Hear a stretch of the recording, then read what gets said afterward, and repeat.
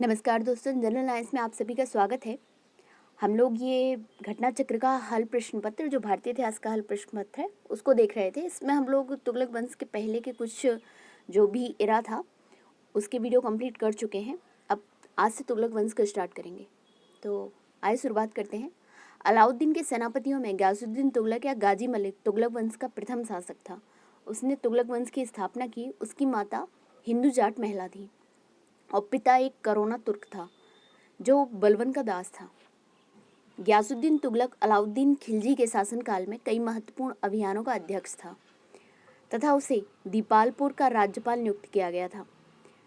29 अवसरों पर उसने मंगोलों के विरुद्ध युद्ध किया, उन्हें भारत से बाहर खदेड़ा। इसलिए वह मलिक उल गाजी के नाम से प्रसिद्ध हुआ। क्या बोलते थे इसको बोलते थे मलिक उल गाजी, गयासुद्दीन तुगलक को। ठीक है। खुसरो शाह को समाप्त करके उसने दिल्ली के सिंहासन पर अधिकार कर लिया तथा 8 सितंबर 1320 को सुल्तान बना। इसका एक नाम गाजी बेग तुगलक या गाजी तुगलक भी था। देखो, मलिक उल गाजी भी था और साथ में क्या था, गाजी तुगलक भी था। इसी कारण इतिहास में उसके उत्तराधिकारियों को भी तुगलक पुकारा जाने लगा और उसका वंश क्या कहलाया, तुगलक वंश कहलाया। ठीक है।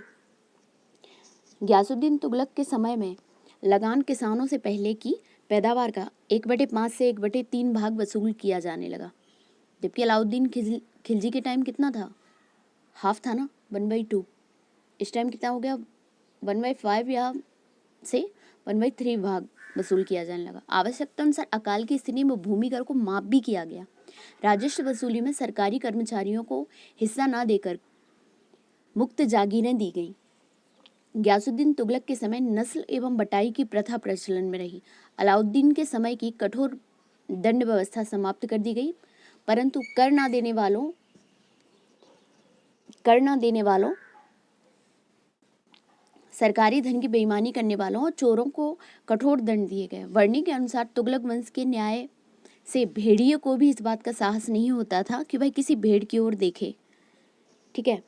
दिल्ली सल्तनत के सभी सुल्तानों में मोहम्मद बिन तुगलक 1325 से 1351 ईस्वी सर्वाधिक विद्वान एवं शिक्षित शासक था। मोहम्मद बिन तुगलक सर्वाधिक विद्वान और शिक्षित शासक था। ठीक है। वह खगोल शास्त्र, गणित और आयुर्विज्ञान सहित अनेक विधाओं में निपुण था। ठीक है। सबसे विद्वान और शिक्षित शासक कहलाता था। अच्छा, गयासुद्दीन तुगलक के बारे में और थोड़ा सा इनके जो महबूब इलाही हैं, निज़ामुद्दीन औलिया, इनके बारे में बड़ा कहा जाता है कि दोनों में बड़ी खटपट चलती रहती थी। ठीक है। तो इस बारे में जब गयासुद्दीन तुगलक बंगाल के अभियान पर था तो इसने निज़ामुद्दीन औलिया को एक संदेश भिजवाया था कि जब मैं पहुंचूं दिल्ली तो तब ये दिल्ली खाली करके चला जाए। निज़ामुद्दीन औलिया से कहा कि आप दिल्ली छोड़ के चले जाइए। तो निज़ामुद्दीन औलिया ने कहा कि अभी दिल्ली दूर है। और हुआ भी यही कि जैसे ही दिल्ली की सीमा के बाहर इन्होंने पड़ाव ठहरा गयासुद्दीन तुगलक का, तो वहीं पे कुछ हादसा हुआ और ये मारे गए। तो हाँ, तो हम लोग मोहम्मद बिन तुगलक के बारे में पढ़ रहे थे। तो मोहम्मद बिन तुगलक सर्वाधिक विद्वान एवं शिक्षित शासक था। वह खगोल शास्त्र, गणित और आयुर्विज्ञान सहित अनेक विधाओं में निपुण था। मोहम्मद बिन तुगलक ने कृषि की उन्नति के लिए एक नए विभाग दीवान अमीर कोही की स्थापना की। इस विभाग का मुख्य कार्य कृषकों को प्रत्यक्ष सहायता देकर अधिक भूमि कृषि कार्य के अधीन लाना था। 60 वर्ग मील की भूमि का एक लंबा टुकड़ा इस कार्य के लिए चुना गया। भूमि पर कृषि सुधार किए गए और फसल चक्र के अनुरूप हेरफेर के साथ विभिन्न फसलों की खेती भी की गई। तो कौन सा नया विभाग इसने किया गठित, दीवान अमीर कोही। ठीक है। इसके बाद मोहम्मद तुगलक के प्रयोगों में एक सबसे महत्वपूर्ण था राजधानी दिल्ली से दौलताबाद ले जाना, देवगिरी। ये वही है देवगिरी जहाँ के क्या थे, राजा राम सिंह थे, जो अलाउद्दीन खिलजी के टाइम। इब्न बतूता के अनुसार सुल्तान को दिल्ली के नागरिक असम्मानपूर्व पत्र लिखते थे, इसलिए उन्हें दंड देने के लिए उसने दिल्ली को राजधानी बनाने का निर्णय लिया। डॉक्टर के निज़ामी के अनुसार सुल्तान कुतुबुद्दीन मुबारक खिलजी ने देवगिरी का नाम कुतुबाबाद रखा और मोहम्मद तुगलक ने दौलताबाद। देवगिरी को कुब्बत उल इस्लाम भी कहा गया। मोहम्मद बिन तुगलक ने अपने सिक्कों पर अल सुल्तान जिल्ली अल्लाह है, मतलब सुल्तान ईश्वर की छाया है, ईश्वर सुल्तान का समर्थक है आदि वाक्य अंकित कराया। मोहम्मद बिन तुगलक के द्वारा जारी स्वर्ण सिक्कों को इब्न बतूता द्वारा दीनार की संज्ञा दी गई। तो इसके सिक्कों को, जो स्वर्ण सिक्के थे, उन्हें क्या कहा गया? दीनार कहा गया। बर्नी मोहम्मद तुगलक की 5 मुख्य योजनाओं को विशेष रूप में उल्लेख करता है। तो क्या क्या इसकी 5 मुख्य योजनाएं थी? एक तो पहली बात, इसने दोआब में कर की वृद्धि की। सेकंड क्या किया? इसने देवगिरी को राजधानी बनाया, दोआब में कर की वृद्धि की, ठीक है, और देवगिरी को राजधानी बनाया। और थर्ड क्या किया? इसने सांकेतिक मुद्रा जारी की और खुरासान पर आक्रमण किया और कराचिल की ओर अभियान। ये 5 इसके मेन थे। इब्न बतूता 1333 से 1347 तक मोरक्को मूल का अफ्रीका यात्री था। यह मोहम्मद बिन तुगलक के कार्यकाल में भारत आया। तो इब्न बतूता कब आया था? इब्न बतूता आया था मोहम्मद बिन तुगलक के कार्यकाल में, ठीक है। 1342 में उसे सुल्तान का राजदूत बनाकर चीन भेजा गया। 1342 में उसे सुल्तान का राजदूत बनाकर चीन भेजा गया। इब्न बतूता ने किताब उल रहला नामक अपनी पुस्तक में अपनी यात्रा का विवरण प्रस्तुत किया। तो इसकी पुस्तक का नाम क्या था? किताब उल रहला था, और चीन भी गया था राजदूत बन के, और किताब उल रहला में इसकी यात्रा का वर्णन है। सल्तनत काल में डाक व्यवस्था का विस्तृत विवरण हमें इब्न बतूता की यात्रा वृत्तांत द्वारा प्राप्त होता है, ठीक है। दिल्ली के सुल्तानों में मोहम्मद बिन तुगलक प्रथम सुल्तान था जो हिंदुओं के त्योहारों, मुख्यतः होली में भाग लेता था। उसने गैर तुर्कों और भारतीय मुसलमानों को भी सरकारी पदों पर नियुक्त किया था। तो देखो, हम अकबर के बारे में तो हमें पता है ही कि हिंदुओं के जो रीति रिवाज थे और त्योहार वगैरह थे, उसके लिए इसने बहुत सारी छूट दे रखी थी और साथ में कभी कभी भाग भी लेता था। तो उसमें ये मोहम्मद बिन तुगलक भी था सल्तनत काल में, जो हिंदुओं के त्योहारों, मुख्यतः होली में भाग लेता था, ठीक है। तुर्कों और भारतीय मुसलमानों को भी, उसने गैर तुर्कों और भारतीय मुसलमानों को भी सरकारी पदों पर नियुक्त किया, जिसके कारण बर्नी ने उसकी कटु आलोचना की और ऐसे व्यक्ति को छिछोरा, माली, जुलाहा, नाई, रसोइया आदि कहा, ठीक है। जो सरकारी पदों पर नियुक्त किए ना इसने, जो गैर तुर्क और भारतीय मुसलमान थे, तो उन्हें क्या बोला बर्नी ने? छिछोरा बोला, माली बोला, जुलाहा, नाई, रसोइया आदि कहा। 20 मार्च 1351 को मोहम्मद बिन तुगलक की मृत्यु हो गई। उसके निधन पर बदायूं ने लिखा है, सुल्तान को उसकी प्रजा से और प्रजा को अपने सुल्तान से मुक्ति मिल गई। तो ये इसलिए कहा था क्योंकि सुल्तान भी बड़ा परेशान था, नीतियां बनाता था और नीतियां विफल हो जाती थी उसकी, और प्रजा भी उसकी नीतियों को के साथ आत्मसात नहीं कर पा रही थी, ठीक है। तो फिरोज शाह तुगलक ने सामान्य लोगों की भलाई के लिए कुछ उपकार किया। अब आते हैं कौन? फिरोज शाह तुगलक। फिरोज शाह तुगलक ने सामान्य लोगों की भलाई के लिए कुछ उपकार के कार्य किए। नियुक्ति के लिए एक दफ्तर, रोजगार दफ्तर खोलकर और प्रत्येक मनुष्य के गुण और योग्यता की पूरी जांच पड़ताल के बाद यथासंभव अधिक से अधिक लोगों को नियुक्ति देकर उसने बेकारी, बेरोजगारी की समस्या को हल करने का प्रयास किया। फिरोज शाह तुगलक संतों एवं धार्मिक व्यक्तियों को जागीर एवं संपत्ति दान करता था। उसने दीवाने खैरात स्थापित किया। क्या किया? दीवाने खैरात किस चीज़ के लिए? गरीब मुसलमानों, अनाथ स्त्रियों, विधवाओं को आर्थिक सहायता देने के लिए तथा और निर्धन मुसलमान लड़कियों की विवाह की व्यवस्था करता था। राज्य के खर्च पर हज की व्यवस्था करने वाला पहला भारतीय शासक फिरोज तुगलक था। तो फिरोज शाह तुगलक क्या करता था कि राज्य के खर्च पर ही हज करवाता था लोगों को। उसने दारुल सफ़ा नामक एक खैराती अस्पताल की भी स्थापना की। तो दीवाने खैरात और दारुल सफ़ा, तो दारुल सफ़ा क्या है? एक अस्पताल है, ठीक है, खैराती अस्पताल। उसने एक कुशल हकीम रखे। फिरोज शाह तुगलक को दासों का बहुत शौक था। उसने दासों की संख्या संभवतः 1,80,000 तक पहुंच गई। उसकी देखभाल के लिए एक पृथक विभाग भी बनाया इसने। क्या बनाया? दीवाने बंदगान, ठीक है। सल्तनत काल में सर्वप्रथम फिरोज शाह तुगलक ने ही लोक निर्माण विभाग की स्थापना की थी। तो लोक निर्माण विभाग की भी इसने स्थापना की थी फिरोज शाह तुगलक ने। कहा जाता है फिरोज ने 300 नवीन नहरों का निर्माण कराया। तो सर्वप्रथम नहरों का निर्माण तो गयासुद्दीन तुगलक ने करवाया था, ठीक है, लेकिन एक बड़े स्तर पर जो नहरों का निर्माण हुआ है ना, वो किसने कराया था? वो फिरोज शाह तुगलक ने करवाया था।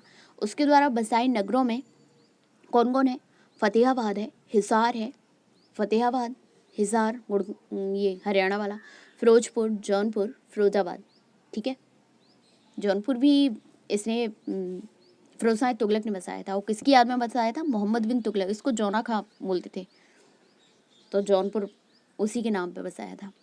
फरिश्ता के अनुसार फिरोज ने 40 मस्जिदें, 30 विद्यालय, 20 महल, 100 सराय, 200 नगर, 100 अस्पताल, 5 मकबरे, 100 सार्वजनिक स्नान गृह, 10 स्तंभ और 150 पुलों का निर्माण कराया था। तो ये इनके अशोक के जो स्तंभ थे उनको भी ये दूसरी जगह से उठा के और दिल्ली में स्थापित करवा लिया था इसने, ठीक है। तो अपने बंगाल अभियान के दौरान इसने एकदला का नया नाम आज़ादपुर और पंडवा का नया नाम फिरोजाबाद रखा। तो बंगाल अभियान में क्या रखा था? एकदला क्या बोला गया? आज़ादपुर, और पंडवा का नाम फिरोजाबाद, ठीक है। उसके राज्य का प्रमुख वास्तुकार मलिक गाजी सहना था। तो वास्तुकार आर्किटेक्ट कौन था इसका? मलिक गाजी सहना, फिरोज शाह तुगलक का। प्रत्येक भवन की योजना को उसके व्यय अनुमान के साथ दीवान विरासत के सम्मुख रखा जाता था, तभी उस पर धन स्वीकार किया जा सकता था, ठीक है। फिरोज तुगलक का शासनकाल, तो दीवान विरासत जहाँ तक होगा कि वित्त विभाग होगा, ठीक है। फिरोज तुगलक का शासनकाल भारत में नहरों के सबसे बड़े जाल का निर्माण करने के कारण प्रसिद्ध रहा। तो क्या किया था इसने? नहरों के सबसे बड़े जाल का निर्माण करवाया था, ठीक है। सिंचाई की सुविधा के लिए 5 बड़ी नहरों का निर्माण भी कराया था। क्या क्या? प्रथम नहर 150 मील लंबी थी, जो यमुना नदी का पानी हिसार तक ले जाती थी, ठीक है। दूसरी जो नहर थी वो 96 मील लंबी थी, जो सतलज से घाघरा तक जाती थी। तीसरी सिरमौर की पहाड़ियों से निकलकर हांसी तक जाती थी, और चौथी घाघरा से फिरोजाबाद तक थी, और 5वीं नदी थी से फिरोजाबाद तक, यमुना से फिरोजाबाद तक थी, ठीक है। तो नेक्स्ट है, फिरोज तुगलक ने सिंचाई और यात्रियों की सुविधा के लिए 150 कुएं भी खुदवाए। फरिश्ता के अनुसार फिरोज ने सिंचाई की सुविधा के लिए विभिन्न स्थानों पर 50 बांधों, 30 झीलों अथवा जल को संग्रह करने के लिए तालाबों का निर्माण भी कराया। फिरोज तुगलक उलेमा वर्ग की स्वीकृति के पश्चात हक सर्व नामक सिंचाई कर लगाने वाला दिल्ली का प्रथम सुल्तान था। तो इसने कौन सा सिंचाई पर कर लगाया? हक सर्व, ठीक है। और ये प्रथम सुल्तान था जिसने सिंचाई के लिए भी कर लगाया। उन किसानों को जो सिंचाई के लिए शाही नहरों का पानी प्रयोग में लाते थे, अपनी पैदावार का 1/10 भाग सरकार को देना पड़ता था, ठीक है।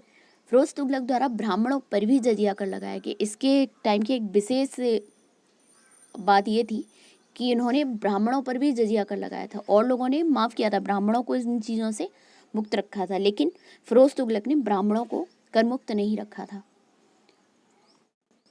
फिरोज शाह तुगलक ने बागवानी में अपनी अभिरुचि के कारण दिल्ली के निकट 1200 नए फलों के बाग लगाए। उसने अपने बागों में फलों की गुणवत्ता सुधारने के लिए भी कार्य किए। फिरोज शाह तुगलक द्वारा अशोक के 2 स्तंभों को मेरठ और टोपरा, अब अम्बाला जिले में, से दिल्ली लाया गया। तो कहाँ जो 2 स्तंभ लाए गए थे अशोक के, वो कहाँ के थे? मेरठ और टोपरा के। तो उन्हें दिल्ली में इसने स्थापित करा दिया था। टोपरा वाले स्तंभ को महल और फिरोजाबाद की मस्जिद के निकट पुनः स्थापित कराया गया। मेरठ वाले स्तंभ को दिल्ली के वर्तमान बाड़ा हिंदू राव अस्पताल के निकट एक टीले कश के शिकार और आखेड़ स्थान के पास पुनः स्थापित किया गया, ठीक है। दिल्ली के सुल्तान फिरोज तुगलक ने इस उद्देश्य एक अनुवाद विभाग की स्थापना की थी कि उससे हिंदू एवं मुस्लिम दोनों संप्रदायों के लोगों में एक दूसरे के विचारों की समझ बेहतर हो सके। उसने कुछ संस्कृत ग्रंथों का भी फारसी में अनुवाद कराया था। अब नसरुद्दीन मोहम्मद आ जाते हैं इसमें। ये तुगलक वंश के अंतिम शासक थे, नसरुद्दीन महमूद, ठीक है। 1394 से 1412 तक रहे हैं। इनके शासन में काल में ख्वाजा जहां ने जौनपुर के स्वतंत्र राज्य की स्थापना की। तो क्या जौनपुर के स्वतंत्र राज्य की स्थापना की किसने? ये ख्वाजा जहां ने की, ठीक है, ख्वाजा जहां। पंजाब का सूबेदार खिज्र खां स्वतंत्र होकर दिल्ली को प्राप्त करने के लिए प्रयत्न करने लगा। फिरोज के एक अन्य पुत्र नुसरत शाह ने नसरुद्दीन को चुनौती दी। फलस्वरूप तुगलक वंश दो भागों में विभाजित हो गया और दिल्ली और दोनों शासकों ने एक ही साथ दिल्ली के छोटे से राज्य पर शासन किया। नसरुद्दीन दिल्ली में रहा, नुसरत शाह फिरोजाबाद में। नसरुद्दीन महमूद के शासनकाल में मध्य एशिया के महान मंगोल सेनानायक तैमूर ने भारत पर आक्रमण किया। तो तैमूर का आक्रमण कब हुआ था? 1398 में हुआ था और उस टाइम शासक कौन था? नसरुद्दीन महमूद शासक था। ठीक है, यह कथन उसी के लिए शासक के लिए प्रचलित था। शहंशाह की सल्तनत दिल्ली से पालम तक फैली हुई है। क्या था इसमें? अच्छा, ये किसके लिए, ये एक आया है प्रीवियस ईयर में ये क्वेश्चन कि किसके लिए बोला गया था कि शहंशाह की सल्तनत दिल्ली से पालम तक फैली हुई है। तो ये नसरुद्दीन महमूद के शासनकाल के लिए कहा गया। क्यों कहा गया? अभी हम लोगों ने पीछे पढ़ा ना कि जो फिरोज का एक पुत्र था नुसरत शाह, उसमें वो नसरुद्दीन महमूद में दोनों में बट गया था दिल्ली। ठीक है, तो इसलिए इसकी ये टिप्पणी थी कि शहंशाह की सल्तनत दिल्ली से पालम तक फैली हुई है। तैमूर के आक्रमण ने दिल्ली सल्तनत एवं तुगलक वंश दोनों को ही नष्ट कर दिया। 1412 में नसरुद्दीन महमूद की मृत्यु के बाद ही तुगलक वंश का अंत हो गया। 1412 में लास्ट हो गया इनका। ठीक है, 1413 ईस्वी में सरदारों ने दौलत खां को दिल्ली का सुल्तान चुना। अब 1412 में ये इनका समाप्त हुआ। उसके बाद 1413 में दौलत खां को दिल्ली का सुल्तान, परंतु उसे खिज्र खां ने पराजित कर दिया। तो दौलत खां भी कुछ टाइम के लिए बनाना। वह तैमूर द्वारा नियुक्त लाहौर का सूबेदार था। तैमूर के आक्रमण के बाद 1414 ईस्वी में उसने दिल्ली पर अधिकार कर एक नए वंश सैयद वंश की नींव डाली। ठीक है, तो अब कौन सा वंश आ गया इसके बाद? सैयद वंश की नींव डल गई है। ठीक है, अब क्वेश्चन आंसर देख लेते हैं हम लोग, प्रश्न कोश। ठीक है, फर्स्ट क्या है? अलाउद्दीन खिलजी के निम्न सेनाध्यक्षों में से कौन सा तुगलक वंश का प्रथम सुल्तान बना? तो कौन सा बना था? गाजी मलिक। इसी को बोलते थे ना क्या? गयासुद्दीन तुगलक। ठीक है, अलाउद्दीन के सेनापतियों में से गयासुद्दीन तुगलक या गाजी मलिक तुगलक वंश का प्रथम शासक था। उसने तुगलक वंश की स्थापना की। गयासुद्दीन तुगलक अलाउद्दीन खिलजी के शासनकाल में कई महत्वपूर्ण अभियानों का अध्यक्ष था। उसे दीपालपुर का राज्यपुर नियुक्त किया गया। तो ये कहाँ का पहले राज्यपाल था? दीपालपुर का था। ठीक है, 29 अवसरों पर उसने मंगोलों के विरुद्ध युद्ध किया, उन्हें भारत से बाहर खदेड़ा, इसलिए वह मलिक उल गाजी के नाम से भी प्रसिद्ध हुआ। खुसरो शाह को समाप्त करके उसने दिल्ली के सिंहासन पर अधिकार कर लिया तथा 8 सितंबर 1320 को दिल्ली को सुल्तान बना।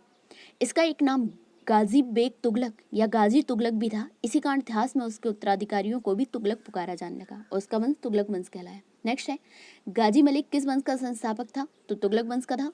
ठीक है,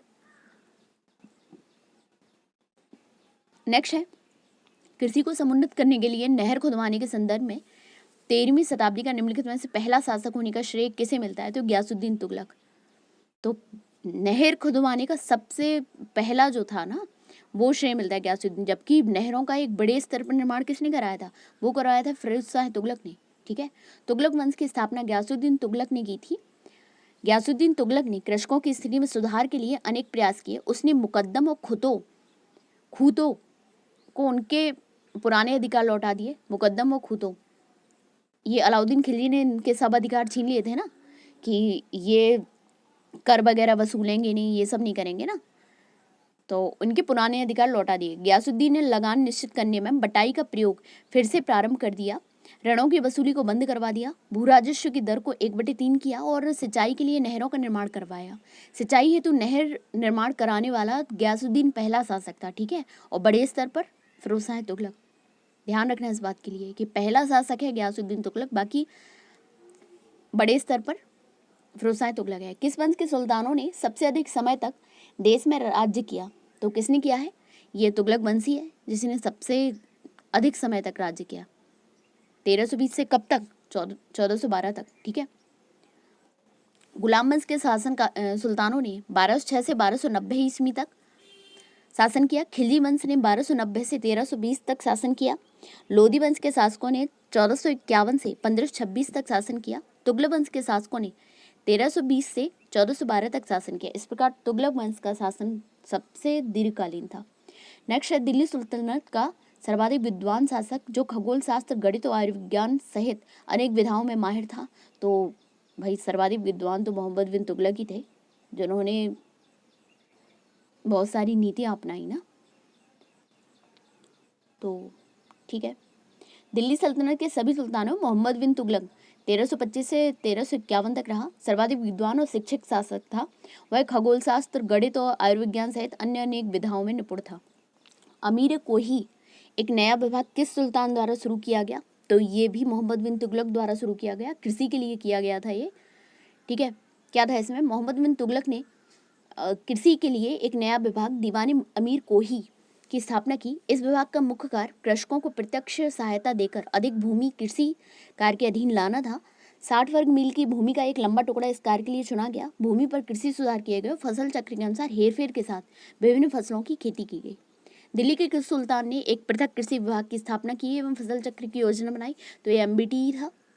ठीक है, मोहम्मद बिन तुगलक। नेक्स्ट है दीवाने कोही किससे संबंधित है? तो मोहम्मद बिन तुगलक से। मोहम्मद बिन तुगलक अपनी राजधानी दिल्ली से कहाँ ले गया? दौलताबाद। दौलताबाद क्या है? देवगिरी। ठीक है, मोहम्मद बिन तुगलक के प्रयोगों में सबसे महत्वपूर्ण था राजधानी दिल्ली से दौलताबाद देवगिरी ले जाना। मोहम्मद बिन तुगलक द्वारा राजधानी परिवर्तन के विभिन्न कारण बताए गए। वर्णी के अनुसार साम्राज्य के केंद्र में होने के कारण देवगिरी को राजधानी बनाया गया। दिल्ली से दौलताबाद राजधानी के स्थानांतरण का आदेश दिया था। तो किसने दिया था? तुगलक ने, मोहम्मद बिन तुगलक ने। ठीक है, भारत में सर्वप्रथम सांकेतिक मुद्रा का प्रचलन किया था। तो ये भी MBT है, मोहम्मद बिन तुगलक ने किया था। ये इनकी 5 योजनाओं में से एक था। मोहम्मद बिन तुगलक ने अपने समय में विभिन्न प्रकार के सिक्के चलाए, उन सभी का उचित मूल्य निश्चित किया, परंतु सांकेतिक मुद्रा का प्रचलन उसकी एक विशिष्टता रही। वर्णी के कथनानुसार खजाने में चांदी की कमी और साम्राज्य विस्तार की नीति के कार्य रूप में परिणत करने की वजह से मोहम्मद बिन तुगलक को सांकेतिक मुद्रा चलानी पड़ी। ईरान में कैरवात खां के समय में सांकेतिक मुद्रा चलाई गई थी। यद्यपि वहां यह प्रयोग असफल हुआ था, परंतु चीन में कुबलाई खां के समय में सांकेतिक मुद्रा का प्रयोग सर्वाधिक सफलतापूर्वक किया गया था। संभवतः नवीन अन्वेषणों का प्रयोग करने वाला MBT उन देशों से प्रेरणा प्राप्त की। आधुनिक इतिहासकारों का भी यह कहना है कि उसके समय में संपूर्ण विश्व में चांदी की कमी हो गई थी और भारत में भी वही ही कमी थी। इस कारण उसने सांकेतिक मुद्रा चलाई। नेक्स्ट है निम्न में से कौन पहला सुल्तान था जिसने भारत में सांकेतिक मुद्रा चलाई? तो MBT। मोहम्मद बिन तुगलक का शासनकाल क्रांतिकारी योजनाओं के लिए जाना जाता है, जिसमें उसकी प्रमुख योजना मुद्रा व्यवस्था से संबंधित थी। सुल्तान ने तांबे और उससे मिश्रित कांसे के सिक्के जारी किए। कांसा और तांबा था, ठीक है, जिनका मूल्य तत्कालीन जारी चांदी के सिक्के के बराबर था, जिसे सांकेतिक मुद्रा कहा गया। ऐसे प्रयोग करने वाला MBT भारत का पहला सुल्तान था। यही योजना बाजार में अव्यवस्था उत्पन्न होने के कारण असफल हो गई। नेक्स्ट है जब उसने राजत्व को प्राप्त किया तो वह शरीयत के नियमों आदेशों से पूर्णतः स्वतंत्र था। वर्णी ने यह कथन किस सुल्तान के लिए कहा? तो ये मोहम्मद बिन तुगलक के लिए कहा गया। वर्णी ने क्या बोला था कि उसने अपनी पुस्तक जो तारीख फिरोजशाही है उसमें कहा था क्या कि जब उसने राजत्व प्राप्त किया तो वह शरीयत के नियमों आदेशों से पूर्णतः स्वतंत्र था। नेक्स्ट है मोहम्मद बिन तुगलक ने कथन है नया स्वर्ण सिक्का जारी किया जो इब्न बतूता द्वारा दीनार कहलाएगा। मोहम्मद बिन तुगलक पश्चिमी ईसाई और उत्तरी अफ्रीकी देशों के साथ व्यापार एवं वृद्धि के लिए स्वर्ण सिक्कों की टोकन मुद्रा जारी करना चाहता था। तो इसमें क्या है? ए सही है परंतु आर गलत है। ठीक है, ए तो सही है, ठीक है, लेकिन आर गलत है। मोहम्मद बिन तुगलक के द्वारा जारी स्वर्ण के सिक्कों को इब्न बतूता द्वारा दीनार की संज्ञा दी गई। MBT अपनी सैन्य शक्ति में अभिवृद्धि के लिए तांबे के सिक्कों की टोकन मुद्रा जारी करना चाहता था, न कि पश्चिम एशियाई देशों तथा उत्तरी अफ्रीकी देशों के साथ व्यापार करने के लिए स्वर्ण का टोकन मुद्रा। नेक्स्ट है कथन है मोहम्मद बिन तुगलक की प्रतीक मुद्रा योजना असफल सिद्ध हुई। बिल्कुल असफल सिद्ध हुई। मोहम्मद बिन तुगलक का मुद्रा निर्गमन का उचित नियंत्रण नहीं था।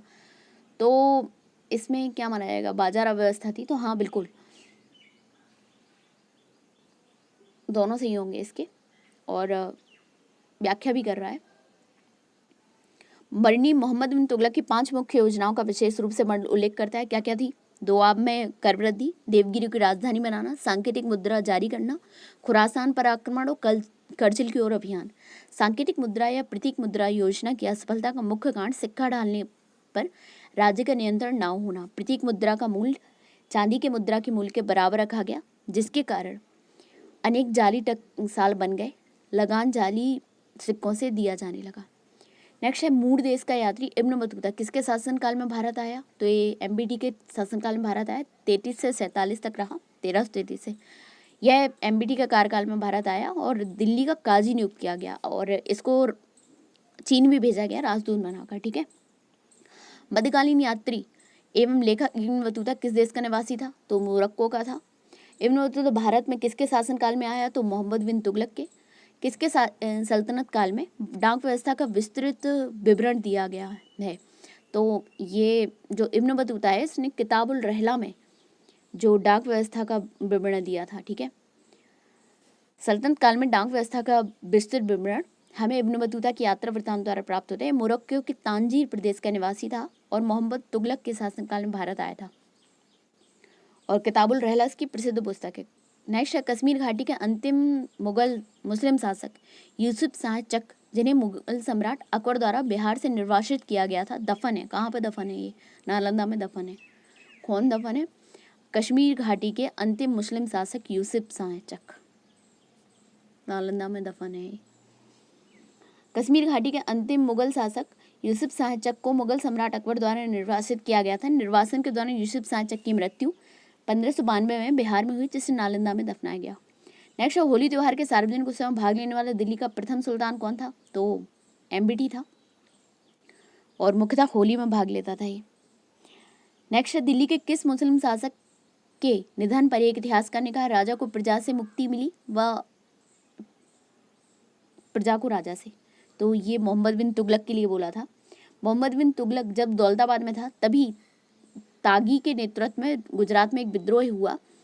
सुल्तान स्वयं इस विद्रोह को दबाने के लिए गुजरात गया। तागी पराजित हुआ, भागकर सिंध चला गया। सुल्तान गुजरात में शांति व्यवस्था स्थापित कर तागी को समाप्त करने के लिए सिंध को रवाना हुआ, ठीक है।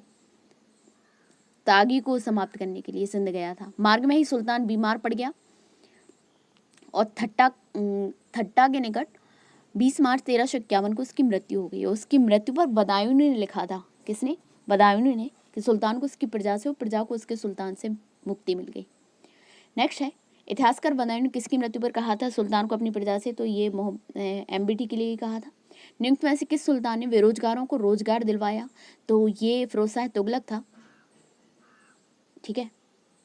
फिरोज शाह तुगलक ने सामान्य लोगों की भलाई के लिए कुछ उपकार के कार्य की नियुक्ति के लिए एक दफ्तर, रोजगार दफ्तर खोला गया और प्रत्येक मनुष्य के गुण और योग्यता की पूरी जांच पड़ताल के बाद यथासंभव अधिक से अधिक लोगों की नियुक्ति देकर उसे बेकारी बेरोजगारी की समस्या का हल करने का प्रयास किया। नेक्स्ट है बेरोजगारों के सहायतार्थ दिल्ली के निम्नलिखित सुल्तानों में से किसने रोजगार कार्यालय की स्थापना की? तो फिरोज शाह तुगलक था। दिल्ली के सुल्तान जो दान दक्षिणा के बारे में काफी ध्यान रखता था, उसके लिए एक विभाग दीवाने खैरात स्थापित किया। तो ये कौन था? फिरोज शाह तुगलक था ना। फिरोज शाह तुगलक संतों एवं धार्मिक व्यक्तियों को जागीर एवं संपत्ति दान करता था। उसने एक विभाग दीवाने खैरात स्थापित किया था जो गरीब मुसलमानों, अनाथ स्त्रियों, विधवाओं को आर्थिक सहायता देता था। निर्धन मुसलमान लड़कियों की विवाह की व्यवस्था करता था। किस सुल्तान ने दरबार में सबसे अधिक गुलाम थे? तो ये भी फिरोज शाह तुगलक था। इसने इनकी देखभाल के लिए एक नया विभाग भी खोला। क्या? दीवाने बंदगान। फिरोज शाह तुगलक के दासों का बहुत शौक था। उसके दासों की संख्या संभवतः 1,80,000 तक पहुंच गई थी। उनकी देखभाल की एक पृथक विभाग दीवाने बंदगान का गठन किया। उन दासों की शिक्षा का पूर्ण ध्यान रखा जाता था। प्रत्येक दास को 10 से 100 टंके के बीच वेतन मिलता था और कभी कभी जागीरें भी मिलती थी। और बाद में यह हानिकारक भी सिद्ध हुआ, इसका शौक जो था इसने पाल रखा था। नेक्स्ट है मध्यकालीन भारतीय राजाओं के संदर्भ में कौन सा कथन सही है? अलाउद्दीन खिलजी ने पहले एक अलग आर्य विभाग स्थापित किया। हाँ। सेकेंड है बलबन ने अपनी सेना के घोड़ों को दागने की पद्धति शुरू की। मोहम्मद बिन तुगलक के बाद दिल्ली की गद्दी पर उसके चाचा बैठे और फिरोज शाह तुगलक ने गुलामों का एक अलग विभाग स्थापित किया। तो इसमें से डी सही है, बाकी सभी गलत है, ठीक है। क्या था? मंगोलों से मुकाबला करने के लिए बलबन ने एक सैन्य विभाग दीवाने अर्ज की स्थापना की। कौन सी स्थापना की थी इसने? दीवाने अर्ज की। बलबन ने अपना सेना मंत्री दीवाने अर्ज इमाद उल मुल्क को बनाया था, ठीक है, जो अत्यंत ही क्या था? ईमानदार और परिश्रमी व्यक्ति था। बलबन ने उसे वजीर के आर्थिक नियंत्रण से मुक्त रखा ताकि उसे धन की कमी ना हो। बलबन ने सेना की अच्छी व्यवस्था का बहुत अधिक श्रेय इमादुल मुल्क को है। तो नेक्स्ट था, घोड़ों को दागने की प्रथा बलबन ने नहीं बल्कि किसने शुरू की थी? अलाउद्दीन खिलजी ने की थी। तो घोड़ों को दागने की प्रथा किसने शुरू की थी? अलाउद्दीन खिलजी ने। ठीक है। मोहम्मद बिन तुगलक के बाद उसका चचेरा भाई था फिरोज शाह तुगलक। ठीक है। और फिरोज शाह तुगलक ने गुलामों के लिए एक अलग विभाग दीवानी बंदगान की स्थापना की। नेक्स्ट है, सर्वप्रथम लोक निर्माण विभाग की स्थापना किसने की? तो मोहम्मद बिन तुगलक ने, FBT। ठीक है। सल्तनत काल में सर्वप्रथम फिरोज शाह तुगलक ने ही लोक निर्माण विभाग की स्थापना की। कहा जाता है फिरोज ने 300 नवीन नगरों का निर्माण कराया। उसके द्वारा बसाए नगरों में फतेहाबाद, हिसार, फिरोजपुर, जौनपुर। अपने बंगाल अभियान के दौरान उसने एकदला का नया नाम आजादपुर, पंडुआ का नया नाम क्या रखा? फिरोजाबाद रखा। उसके राज्य का प्रमुख मुख्य वास्तुकार कौन था? मलिक गाजी सहना था। ठीक है। प्रत्येक भवन की योजना को उसके व्यय के अनुसार दीवाने विराजत के सम्मुख रखा जाता था, तभी उस पर धन स्वीकार किया जा सकता था। दिल्ली का जो सुल्तान भारत में नहरों के सबसे बड़े जाल का निर्माण करने के लिए प्रसिद्ध था, तो वह कौन था? फिरोज शाह तुगलक था। फिरोज शाह तुगलक का शासनकाल भारत में नहरों के सबसे बड़े जाल का निर्माण करने के कारण प्रसिद्ध रहा और फिरोज की सिंचाई की सुविधा के लिए उसने 5 बड़ी नहरों का निर्माण कराया। फिरोज तुगलक उलेमा वर्ग की स्वीकृति के पश्चात हक के सर्व नामक सिंचाई का नया कल लगाने वाला दिल्ली का प्रथम सुल्तान था।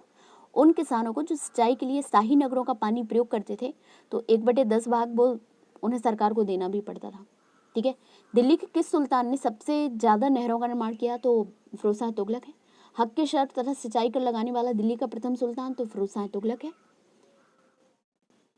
दिल्ली के किस सुल्तान ने ब्राह्मणों पर भी जजिया कर लगाया? तो ये फिरोज शाह तुगलक है। ठीक है। इससे पहले नहीं लगाया जाता था। फिरोज शाह तुगलक द्वारा ब्राह्मणों पर भी जजिया लगाया गया था। उल्लेखनीय है कि उस समय तक ब्राह्मण पर कर से मुक्त रखे गए थे। फिरोज के इस कदम के विरुद्ध दिल्ली के ब्राह्मणों ने भूख हड़ताल की थी और अंत में दिल्ली के अन्य हिंदुओं ने ब्राह्मणों के हिस्से का जजिया स्वयं देने का निर्णय लिया था। नेक्स्ट है, निम्नलिखित में से किस सुल्तान ने फलों की गुणवत्ता सुधारने के लिए उपाय किए? तो ये भी फिरोज शाह तुगलक है। फिरोज शाह तुगलक ने बागबानी में अपनी अभिरुचि के कारण दिल्ली के निकट 1200 नए फलों के बाग भी लगाए तथा अपने बागों के में फलों की गुणवत्ता सुधारने के भी उपाय किए। टोपरा तथा मेरठ से 2 अशोक स्तंभ दिल्ली कौन लाया? तो फिरोज शाह तुगलक लाया और फिरोज शाह तुगलक लाया। ठीक है। और इसने क्या किया था? इसने अपने पूर्ववर्ती राजाओं कुलीन पुरुषों के भवनों की मरम्मत कराने और उन्हें पुनः निर्मित कराने पर बहुत ध्यान दिया। उसने अपने निर्माण से भी अधिक महत्व उन भवनों को पुनः स्थापित करने में दिया। उसके द्वारा अशोक के 2 स्तंभों मेरठ व टोपरा से दिल्ली लाया गया। अच्छा, भवनों की मरम्मत, उससे आप पुनर्निर्माण में इसी बात से समझ सकते हैं कि जो कुतुब मीनार है, तो कुतुब मीनार की जो अभी जो बाकी की मंजिलें हैं वो फिरोज शाह तुगलक ने ही बनवाई थी। ठीक है। उसके द्वारा अशोक के 2 स्तंभों मेरठ एवं टोपरा से दिल्ली लाया गया। टोपरा वाले स्तंभ को महल तथा फिरोजाबाद की मस्जिद के निकट पुनः स्थापित कराया गया। मेरठ वाले स्तंभ को दिल्ली के वर्तमान बड़ा हिंदू राव अस्पताल के निकट एक टीले कस के शिकार या आखिर स्थान के पास पुनः स्थापित कराया गया। ठीक है। नेक्स्ट है, दिल्ली का कौन सा सुल्तान अशोक स्तंभ को दिल्ली लाया था? तो फिरोज शाह तुगलक। नेक्स्ट है, दिल्ली के किस सुल्तान ने इस उद्देश्य से एक अनुवाद विभाग की स्थापना की कि उससे दोनों संप्रदाय के लोगों के एक दूसरे के विचारों को समझ बेहतर होगी? तो ये भी फिरोज शाह तुगलक था। दिल्ली के सुल्तान फिरोज शाह तुगलक ने अनुवाद विभाग की स्थापना की और संस्कृत ग्रंथों का फारसी में अनुवाद भी कराया। राज्य के खर्च पर हज की व्यवस्था करने वाला पहला भारतीय, तो ये भी फिरोज शाह तुगलक था। ये राज्य के खर्च पर भेजता था। ठीक है।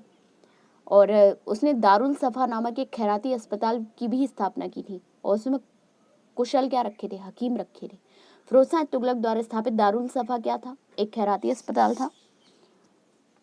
नेक्स्ट है, दिल्ली सुल्तानात के तुगलक राजवंश का अंतिम शासक निम्नलिखित में से कौन था? तो कौन था?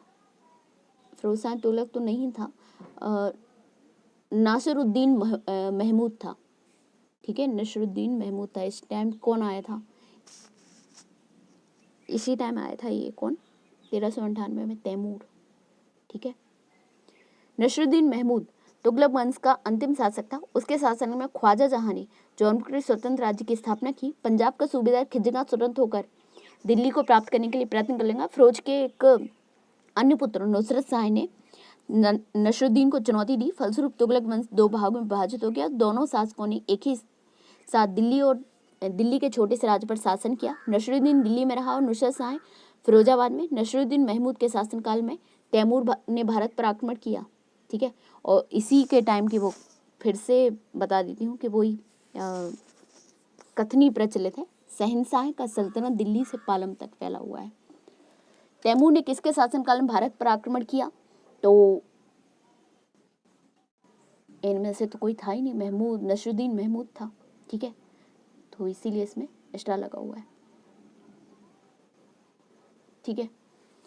तो अच्छा, इसको पढ़ देते हैं। भारत पर तैमूर का आक्रमण वस्तुतः तुगलक शासक नसरुद्दीन महमूद के काल में हुआ था। भारत पर आक्रमण करने के उद्देश्यों को तैमूर ने स्वयं स्पष्ट किया था। उसमें एक था काफिरों से युद्ध और उनका विनाश तथा दूसरा था धन प्राप्ति। तो क्या थे तैमूर के उद्देश्य? एक तो था काफिरों से युद्ध, दूसरा क्या था? धन की प्राप्ति। जनवरी 1399 तैमूर फिरोजाबाद, मेरठ, हरिद्वार, कांगड़ा और जम्मू होता हुआ वापस लौट गया। जाने से पहले उसने खिजरगांव को मुल्तान, दीपालपुर और लाहौर का सूबेदार नियुक्त किया।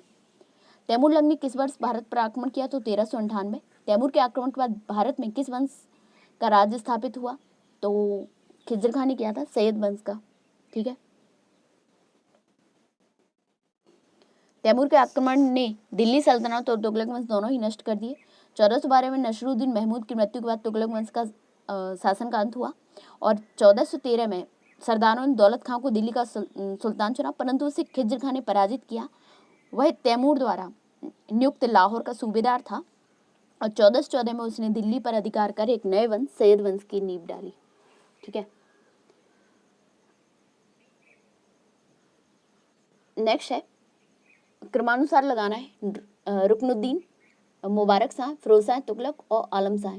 तो क्या हो जाएगा इसमें? सबसे पहले आ जाएगा रुकनुद्दीन, फिर आ जाएगा मुबारक खान, फिर फिरोज शाह तुगलक और आलम शाह। तो रुकनुद्दीन 1236 में आया था। ये इल्तुतमिश का पुत्र था रुकनुद्दीन, बाद में फिर रजिया बेगम बनी थी, ठीक है। मुबारक खां जो बना था वो 1316 से 1320 तक था और ये खिलजी वंश का था, ठीक है। फिरोज शाह तुगलक 1351 से 1388 और आलम शाह जो था वो 1445 से 1451 तक। मुबारक खान ने मुबारक खिलजी के नाम से दिल्ली का सुल्तान बना था 1316 में, ठीक है। और ये जो आलम शाह था ये क्या था?